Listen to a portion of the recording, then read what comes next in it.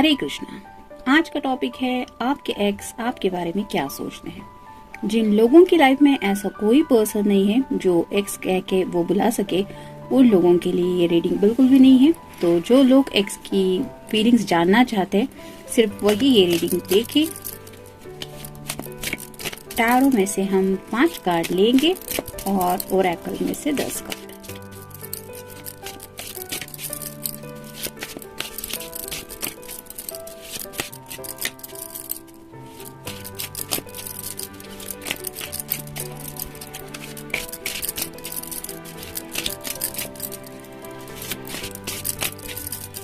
Cards shuffle तो कर रही हूँ, लेकिन कार्ड्स निकलने में काफी वक्त लग रहा है। ये तो पता चल रहा है कि ओपन अप होना तो चाहते हैं शायद वो आपसे, यानी कि बात करना चाहते हैं, लेकिन शायद उन्हें समझ में नहीं आ रहा कि आपसे कांटेक्ट कैसे करें या फिर क्या करें। देखते कार्ड्स क्या कहते हैं। 1 2 3 4 और ये हो गए 5। अब ओरेकल में से देखते हैं।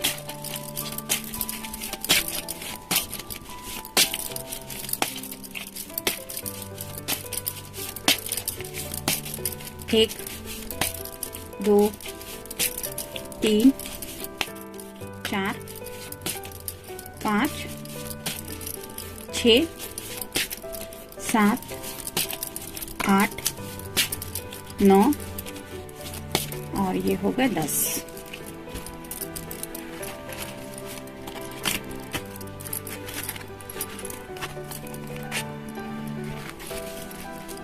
पहला ही कार्ड है द मून का।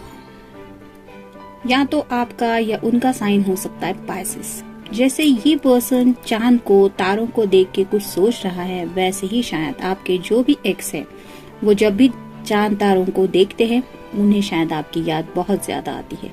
और मून की एनर्जी ये भी बताती है कि कहीं ना कहीं इस रिलेशनशिप में उन्होंने डिसेप्शन अपनी तरफ से आपकी तरफ ज्यादा पहुंचाए, यानी कि हो सकता है इनके दिल के जज्बात ये खुद भी नहीं समझ पा रहे थे। शायद इसीलिए हो सकता है कुछ लोग मल्टीपल रिलेशनशिप्स में भी इन्वॉल्व थे और उन्हें लगा कि शायद आप उनके लिए सही पर्सन नहीं थे, और इसलिए उन्होंने शायद ब्रेकअप या इस रिलेशनशिप से मूव ऑन करने के बारे में सोचा। लेकिन आज जब वो आपके एक्स बन चुके हैं तो उन्हें वो सब बातें याद आती है, वो सब लम्हे याद आते हैं जिसमें उन्होंने सच्चे दिल से कुछ फील किया था।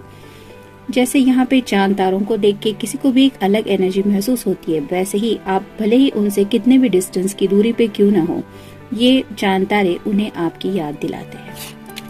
फिर है 6 of wands, fire sign Aries, Leo या फिर सैजिटेरियस। मोस्टली ये विक्ट्री का कार्ड माना जाता है। जैसे यहाँ पे ये पर्सन घोड़े पे सवार होके आगे बढ़ रहा है, शादी ब्याह का कार्ड माना जाता है। तो शायद इस पर्सन ने कभी आपके बारे में ये भी सोचा था कि वो इस तरह से घोड़े पे सवार होके आपको ले जाने के लिए आएंगे, यानी कि आज भी शायद जब वो अकेले होते हैं तो उन्हें शायद वही ख्याल याद आते हैं कि उन्होंने शादी से रिलेटेड बात भी सोची थी, और शायद उस बात को लेके वो रीथिंक भी करते रहते हैं। मतलब क्या उन्होंने सही फैसला किया ये ब्रेकअप करके, या फिर उन्हें सच में आप ही चाहिए, ये शादी का कनेक्शन जिस तरह से वो आपसे फील करते हैं उसको लेके। फिर है 6 ऑफ पेंटिकल्स। 2 बार 6 आया है। आप गूगल सर्च करके देख सकते हैं कि एंजल आपको क्या बताना चाहते हैं। 6 ऑफ पेंटिकल्स में यहाँ पे साइन होता है लिब्रा का, तो या तो आपका या उनका साइन हो सकता है तुला राशि। तो जैसे यहाँ पे ये 2 पर्सन हैं, इन दोनों को भी जस्टिस चाहिए, यानी कि इस तराजू में जो है वो इक्वली इस पर्सन को भी चाहिए और इस पर्सन को भी चाहिए। तो जैसे शायद आप उनसे सच्चे दिल से प्यार करते थे या करती थी, वैसा ही प्यार ये पर्सन भी अपनी जिंदगी में चाहते थे, और शायद कहीं ना कहीं ये बैलेंस नहीं हो पाया, थोड़ा सा इम्बैलेंस हुआ, और शायद इसी वजह से ये ब्रेकअप वगैरह हुआ।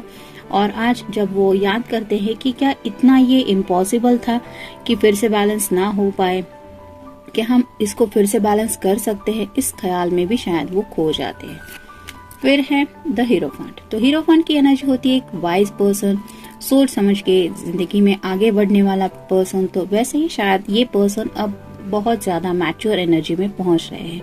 यानी कि इस ब्रेकअप की वजह से शायद उन्होंने बहुत कुछ अब जिंदगी से सीख लिया है और उन्हें लगता है कि अब आगे अगर बढ़ना है, यानी कि आपकी तरफ भी अगर वो कम बैक करेंगे तो भी सोच समझ के फैसला करके ही आगे बढ़ना है, या फिर अगर जिंदगी में मूव ऑन भी होना है तो भी सोच समझ के ही आगे बढ़ना है। मतलब जिस एनर्जी में वो आपके साथ थे उस एनर्जी में अब वो बिल्कुल भी नहीं है, अब वो मैच्योर बन रहे हैं और इसी मैच्योरिटी की वजह से शायद ये दोबारा सोचने की कोशिश कर रहे हैं कि क्या वापस इस कनेक्शन में आपसे जुड़ सकते हैं।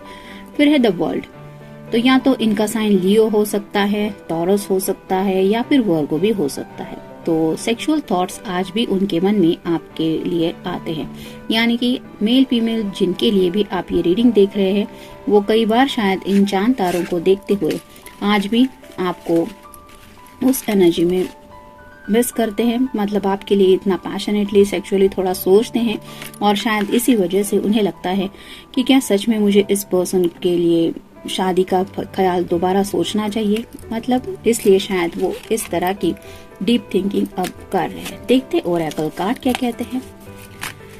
यू आर फॉरगेटिंग समथिंग, तो उन्हें लगता है कि शायद आप जिंदगी में कुछ भूल रहे हैं और वो क्या भूल रहे हैं, ये है आप दोनों का प्यार।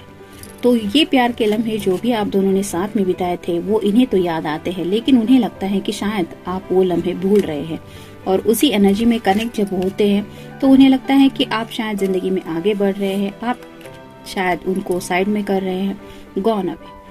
कई बार उन्हें ऐसा भी लगता है कि आप उनसे बहुत दूर चले गए हैं।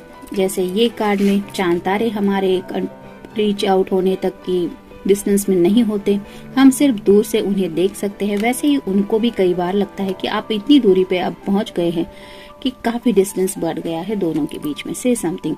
लेकिन कहीं ना कहीं आज भी उनका मन करता है कि आप कुछ बात कहें उनसे, मतलब अचानक से सही, लेकिन आपका शायद फोन आ जाए, एक मैसेज आ जाए, कोई भी, लेकिन आपसे कोई कांटेक्ट भी ये आज भी सोचते हैं। मतलब हो जाए तो क्या बात है।